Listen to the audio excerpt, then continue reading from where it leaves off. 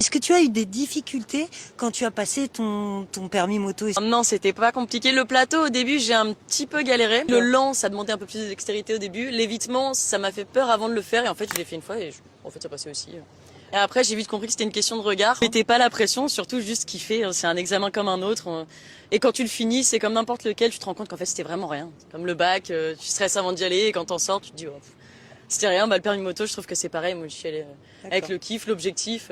Puis quand tu le veux, ça passe tout seul. Hein. Okay. Et donc, j'ai craqué sur le physique et j'ai fait un essai chez Triomphe et j'étais en mode, wow, super fluide, c'est souple. Donc voilà, je suis partie sur ce design. J'ai mis 1 an à la choisir, par contre.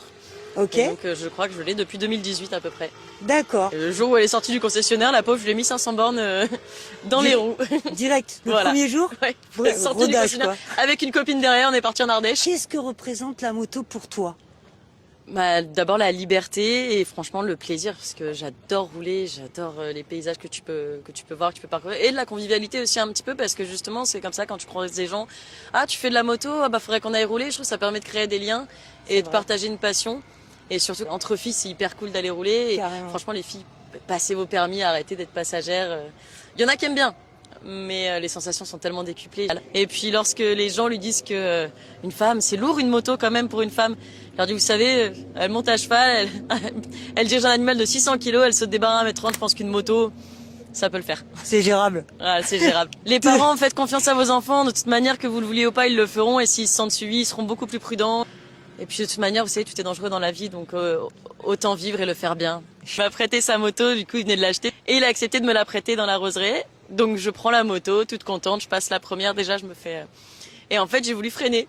Sauf que sur un scooter et une moto, bah, le frein arrière c'est l'embrayage. J'ai fait un tout droit dans les rochers, j'ai des vieux qui se sont bien foutus de ma gueule. C'est comme on disait de la liberté, beaucoup de plaisir mais toujours raisonné. Parce que ça peut... Bah, malheureusement ça peut aller très vite. Quoi. Ouais. De vrai, je trouve que ça fait partie intégrante de la chose en fait. C'est bien de rouler mais c'est bien de connaître, même si demain il y a un problème, si j'entends un bruit particulier, savoir d'où ça vient. Je pense qu'il y a certaines choses qu'on peut pas réparer tout seul, mais il y a des petites bêtises, même la vidange ou des choses comme ça. Ça fait partie, comme on dit, du kiff entier de la moto. Je pense que s'en occuper soi-même, c'est super sympa. Plutôt que de juste donner les clés, monter dessus, savoir comment ça fonctionne, c'est... Merci India d'avoir participé à cette interview.